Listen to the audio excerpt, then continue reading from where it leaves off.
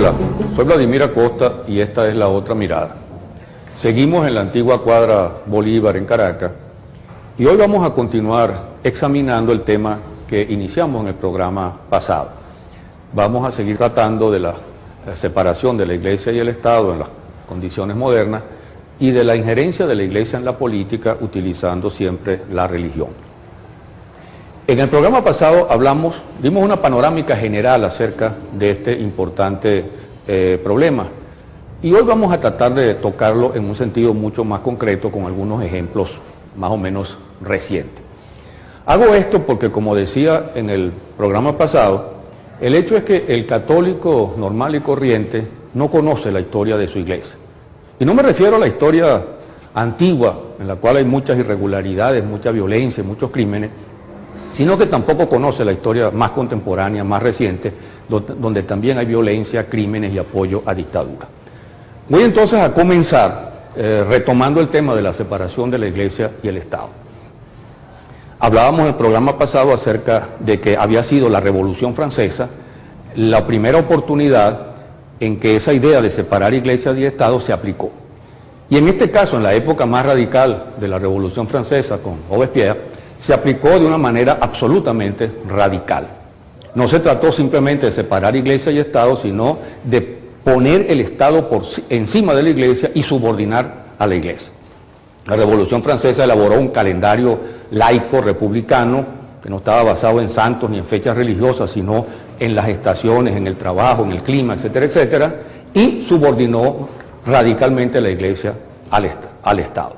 Eso fracasó con la etapa más radical de la Revolución Francesa y lo que ocurrió luego fue que a partir del siglo XIX los herederos, digamos, de la Revolución Francesa, esa burguesía liberal más moderada, trató de aplicar un programa también menos radical.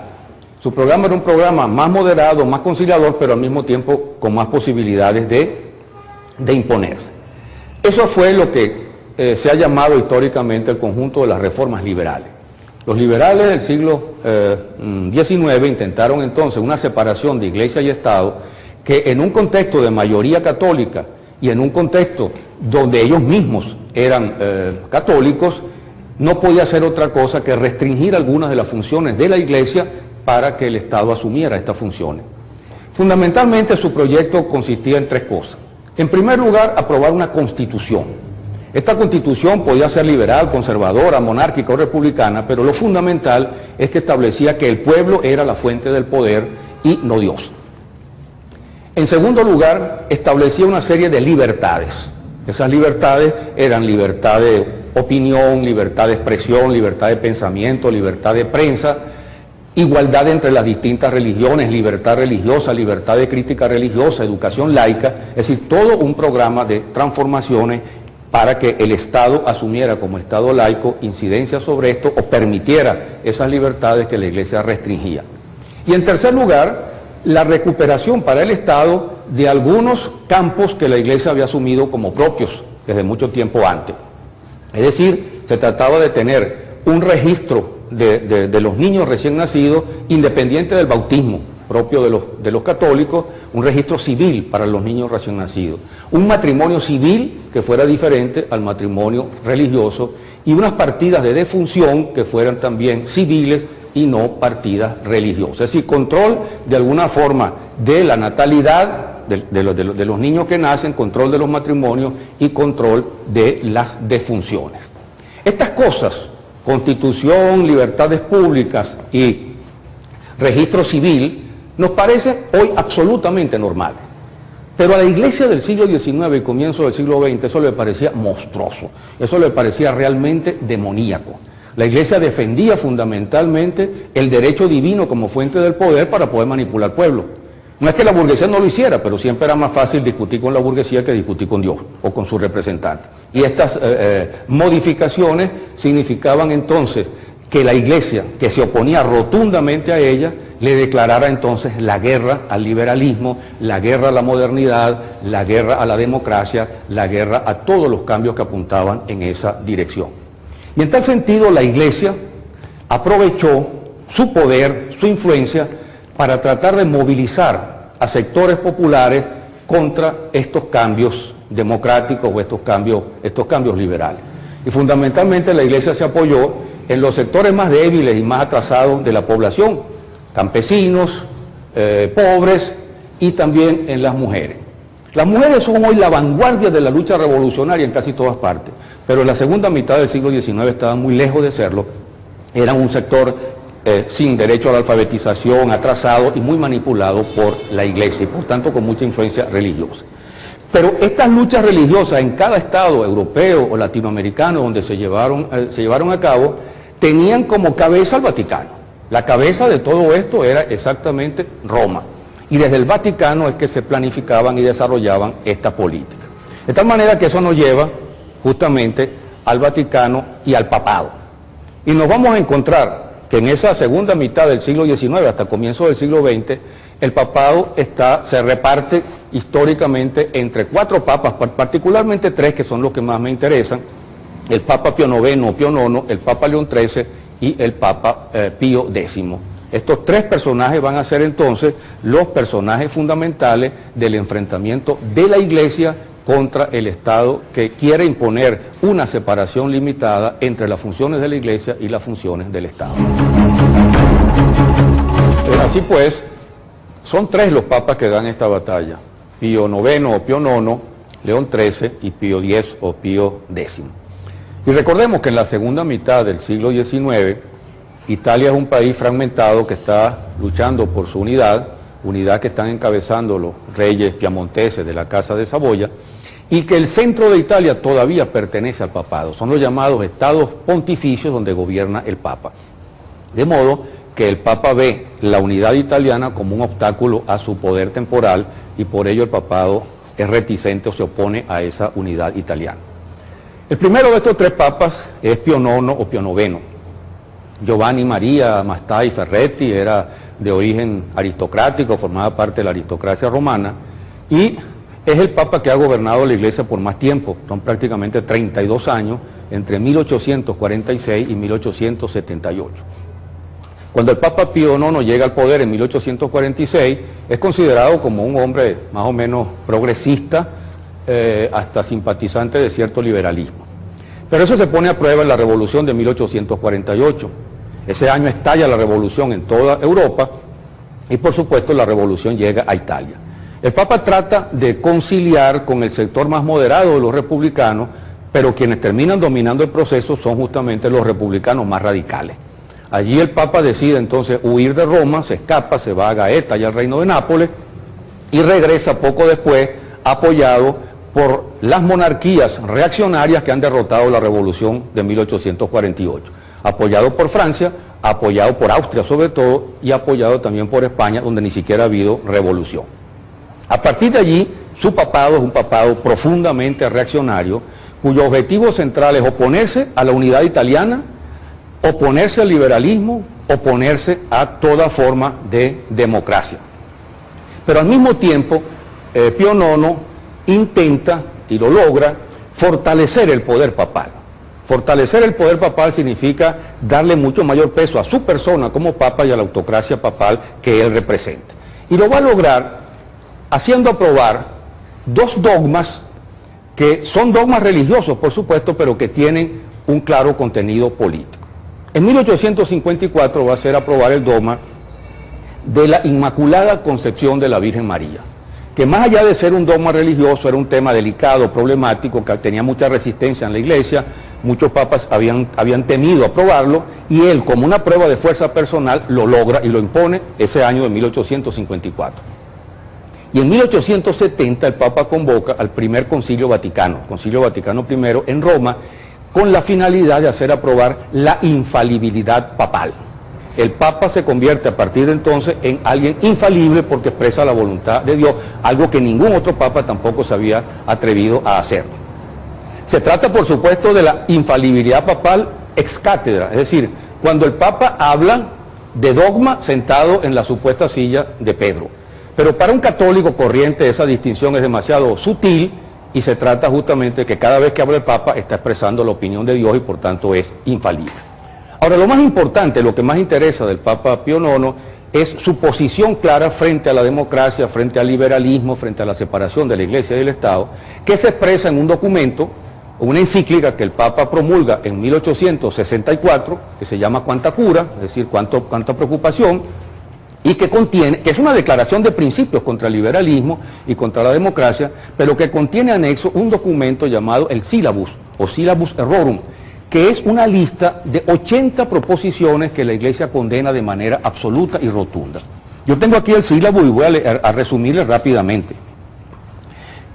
Las principales son: el Papa condena todo lo que ponga en peligro la fe cristiana, toda forma de racionalismo, obliga a la inteligencia a someterse a la fe, al magisterio de la Iglesia. El Papa condena hablar de incompatibilidad entre la fe y la razón, porque la razón debe someterse a la fe. Condena todo intento de separar Iglesia y Estado, que deben estar unidos como alma y cuerpo, siendo la Iglesia el alma y el Estado el cuerpo, y por supuesto el alma dominando al cuerpo. Los derechos de la Iglesia son de origen divino, son anteriores, superiores a los del Estado y son independientes de él. El Papa señala que la religión católica tiene que ser la religión del Estado y condena, por tanto, la libertad de cultos, la libertad de pensamiento, la libertad de imprenta, la libertad de conciencia. Y llega hasta decir que la Iglesia Católica y el Papa no pueden conciliarse con el progreso, ni con la cultura moderna, ni con el liberalismo, al que considera enemigo principal. A los católicos se les prohíbe ser liberales o votar por los liberales.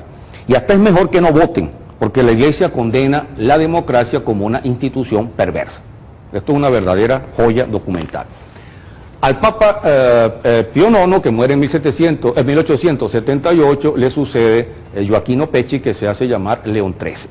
Después de Pío IX, cualquier papa podía pasar por moderado, por tolerante, y en efecto León XIII es un papa bastante conciliador, de un estilo bastante diferente. Pero en el fondo defiende los mismos intereses y las mismas posiciones.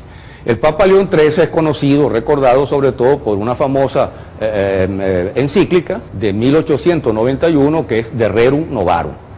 Allí el Papa, que se ha venido dando cuenta de que la propuesta de que los cristianos no voten, no participen en la política, es una propuesta contraproducente, porque está generando que la mayor parte de los católicos, sobre todo los trabajadores, se inclinen hacia las fuerzas más bien revolucionarias. El Papa quiere revertir ese proceso.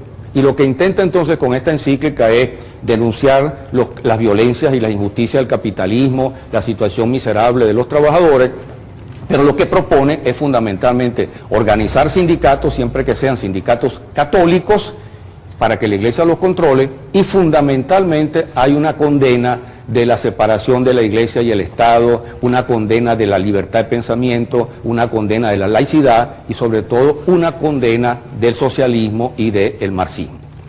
El tercero de estos papas, que gobierna desde 1903 a 1910, es el Papa Pío X. El Papa Pío X, Giuseppe Sarto, había sido patriarca de Venecia y resultó papa prácticamente por una suerte carambola, porque el emperador de Austria vetó al candidato Rampalo, que era el que tenía más apoyo. Fue un papa realmente humilde, sencillo, de mucha calidad humana, pero un hombre profundamente reaccionario, hasta demasiado reaccionario para un papa. Y su política fue exactamente la misma, incluso acentuada en muchas cosas. El Papa Pío X se enfrentó a la separación del Estado y la Iglesia en Francia, que se había aprobado finalmente en 1905 con una bula, o con una encíclica, Vehementer Nos, en que condena rotundamente esto. Y su lucha principal fue una lucha contra lo que él llamó el modernismo, es decir, todo lo que representara modernidad, democracia, libertad, liberalismo, libertad de expresión, libertad de opinión, y se opuso con dos famosas encíclicas. La encíclica Pascendi Dominici Gregis, o sea, apacentando las ovejas del Señor, de 1907, y Sacrorum Antistitum, en la cual establece que la filosofía de la Iglesia es la escolástica medieval, es decir, el pensamiento de Santo Tomás de Aquino. Estos fueron los tres papas que encarnaron esa lucha virulenta contra todo lo que representara libertad, representara democracia y representara liberalismo y constitucionalismo en el siglo XIX y comienzo del siglo XX. Dimos una panorámica general acerca de este importante problema. Y hoy vamos a tratar de tocarlo en un sentido mucho más concreto con algunos ejemplos más o menos recientes. Hago esto porque, como decía en el programa pasado, el hecho es que el católico normal y corriente no conoce la historia de su iglesia. Y no me refiero a la historia antigua, en la cual hay muchas irregularidades, mucha violencia, muchos crímenes, sino que tampoco conoce la historia más contemporánea, más reciente, donde también hay violencia, crímenes y apoyo a dictadura. Voy entonces a comenzar retomando el tema de la separación de la Iglesia y el Estado. Hablábamos en el programa pasado acerca de que había sido la Revolución Francesa la primera oportunidad en que esa idea de separar Iglesia y Estado se aplicó. Y en este caso, en la época más radical de la Revolución Francesa, con Robespierre, se aplicó de una manera absolutamente radical. No se trató simplemente de separar Iglesia y Estado, sino de poner el Estado por sí.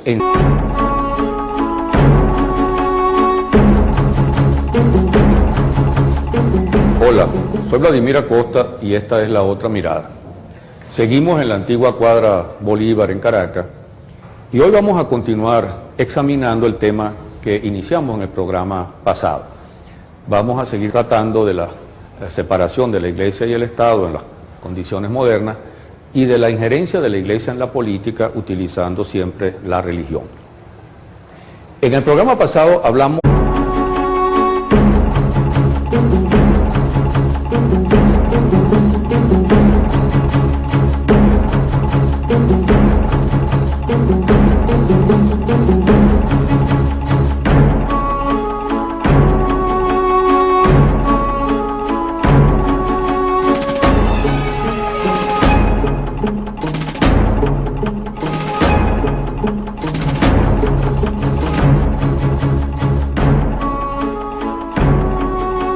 encima de la Iglesia y subordinar a la Iglesia.